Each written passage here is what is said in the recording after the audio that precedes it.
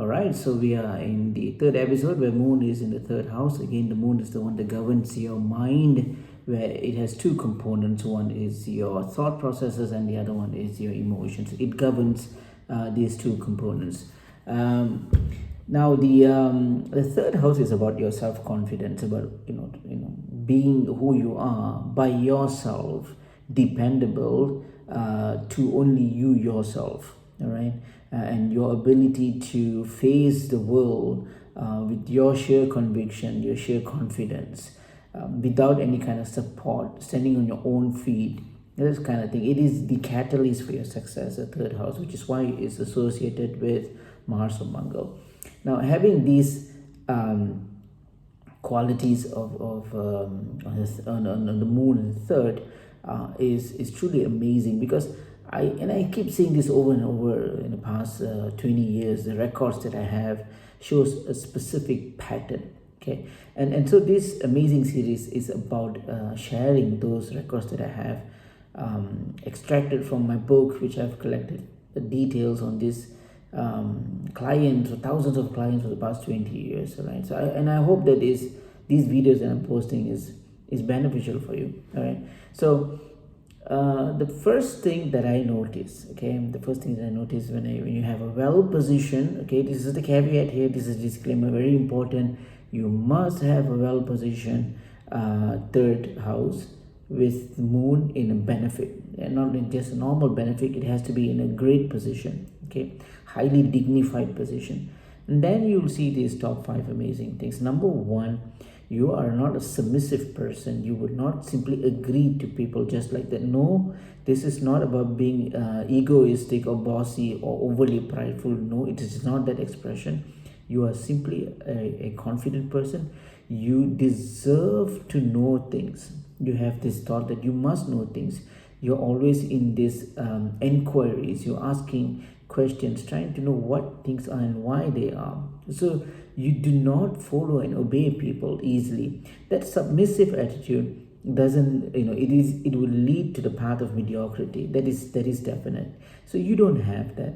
You always challenge people, not because you're trying to prove a point. No, you honestly want to know what is it all about. Okay, that inquiry is stronger than anything in you. So you're not a submissive person. Now, in my trainings as a life coach, I realized some thing here. If you notice someone, or if you want to check whether you are validate if you are a submissive person, it's quite easy. If you constantly say thanks, or you constantly apologize, or you quickly to apologize something very fast, and you do it constantly, you can notice this in the way you communicate, be it physical communication, or maybe through WhatsApp or those kind of online platforms.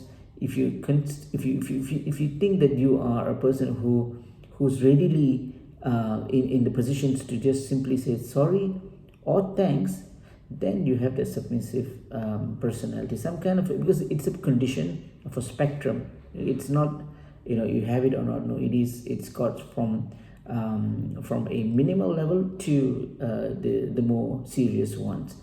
But in any part of the spectrum, people who are submissive are people who are confident in other people's decision. They think the other person is right, and they walk on their path, which also means that if you're not going to pave your own path, then you are not ready for success, because you're happy with what others has done, and you don't want to rock the boat.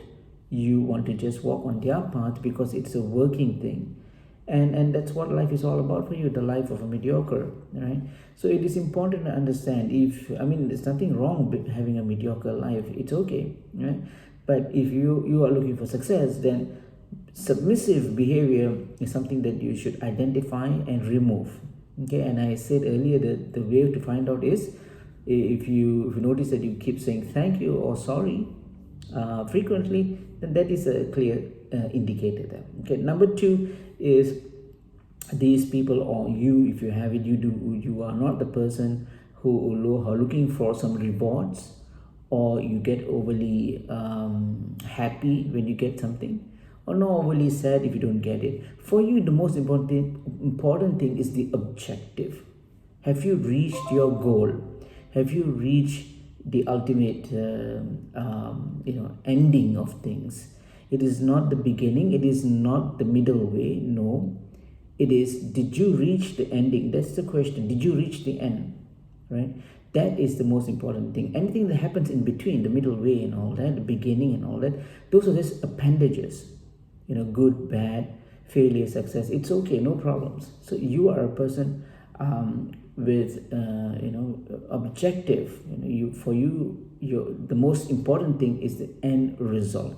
Anything that happens along the way is just a facade, is just an experience, no big deal.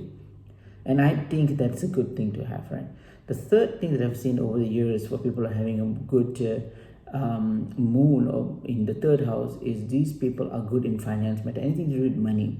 Okay, because they understand the true meanings. Money is not just buying things or for security. Guys, it's an important thing to understand. Money is not just for buying things or to feel secure. It has a larger context to that. And so these people have a good understanding on that part of it, right? Number 4 is that they're constantly gauging on their their ability to do things, right? They're profiling themselves. They're trying to see what are the things they have, what are the skills they have, and they're gauging their potential in this life. It is not about comparing the other person. No, it's not. For them is, what skills do they have? What skill do they lack? What can they get for them to be in that position? What do they need to learn? They are constantly, gauging their potential. It can be identifying, it can be exploring, but either way, they are always looking into that. And these people, when they talk, maybe some of your friends or someone whom you knew, a family member maybe, when you talk to them, they will also ask you to do that. They'll ask you, where you are right now, are you comfortable with your position right now? Do you think you can do better? They are constantly advocating the fact that where are we in this world and what is our true potential. All right, these people, they have it. And that's the 4th. And the 5th, certainly not the least, the 5th one is making decisions. They are unafraid to make decisions. For them, yes, I have gauged, I understand the risk is calculated, and whatever the results, whatever the outcome, good or bad, it's okay. I'll take full responsibility. And this is based on my own decision. I am unafraid of making any decisions. And that's such a great thing to have, because if you're not going to take any decisions whatsoever, some clients come to me, they're petrified to make any decisions. They ask, I'm so scared to make a decision. I need to ask many, many, many people. And when I get all the response from all these people, I'm confused. And so I can't make any decisions. And so that's the problem there, right? But the fact here is that, having that conviction, having confidence that you're making your own decision, and also the fact that whatever the results may, you take full responsibility, is such a great quality to have.